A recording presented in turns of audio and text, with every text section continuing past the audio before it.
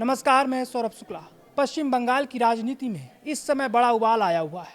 चुनाव परिणामों के बाद मुख्यमंत्री ममता बनर्जी ने एक ऐसा बयान दिया है जिसने देश भर में चर्चा छेड़ दी है। उन्होंने कहा है कि उनकी पार्टी चुनाव हारी नहीं है, बल्कि उसे हराया गया है। आज के वीडियो में हम बताएंगे और समझेंगे कि ममता बनर्जी के इन गंभीर आरोपों के पीछे की कहानी क्या है और उन्होंने चुनाव आयोग से लेकर केंद्रीय बलों पर क्या क्या सवाल उठाए हैं। ममता बनर्जी ने अपने निशाने पर सीधे चुनाव आयोग को रखा है। उन्होंने चुनाव आयोग को इस पूरे चुनाव का मुख्य विलेन बताया है। उनके मुख्य आरोप ये हैं वोटों की कटौती। उनका दावा है कि स्पेशल डिवीज़न के नाम पर राज्य में करीब 90 लाख वोट काट दिए गए। अधिकारियों का तबादला। उन्होंने आरोप लगाया कि चुनाव के दौरान राज्य के पुलिस अधिकारियों को जानबूझकर बदला गया ताकि प्रशासन पर पकड़ ढीली हो सके। पक्षपात का भी ममता बनर्जी ने आरोप लगाया है। ममता बनर्जी के अनुसार आयोग ने निष्पक्ष भूमिका निभाने के बजाय एक तरफा काम किया है। चुनाव में सुरक्षा के लिए तैनात केंद्रीय बलों यानी सीआरपीएफ पर भी मुख्यमंत्री ने कड़े सवाल उठाए हैं। उन्होंने कहा कि केंद्रीय बल गुंडों की तरह काम कर रहे थे। मतदाताओं और कार्यकर्ताओं को डराया धमकाया गया।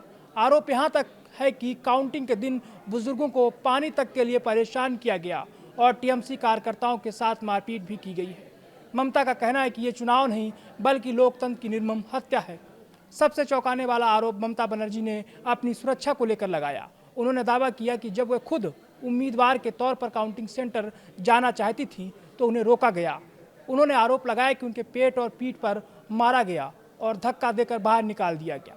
उन्होंने दावा किया कि काउंटिंग सेंटर के सीसीटीवी कैमरे बंद कर दिए गए थे और पूरी प्रक्रिया को हाईजैक कर लिया गया था।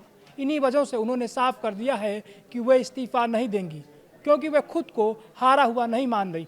ममता बनर्जी ने इस हार के लिए सीधे तौर पर प्रधानमंत्री और गृह मंत्री को जिम्मेदार ठहराया है, लेकिन इस मुश्किल घड़ी में उन्हें इंडिया गठबंधन का साथ मिला है। सोनिया गांधी, राहुल गांधी और अरविंद केजरीवाल ने उनसे बात की है।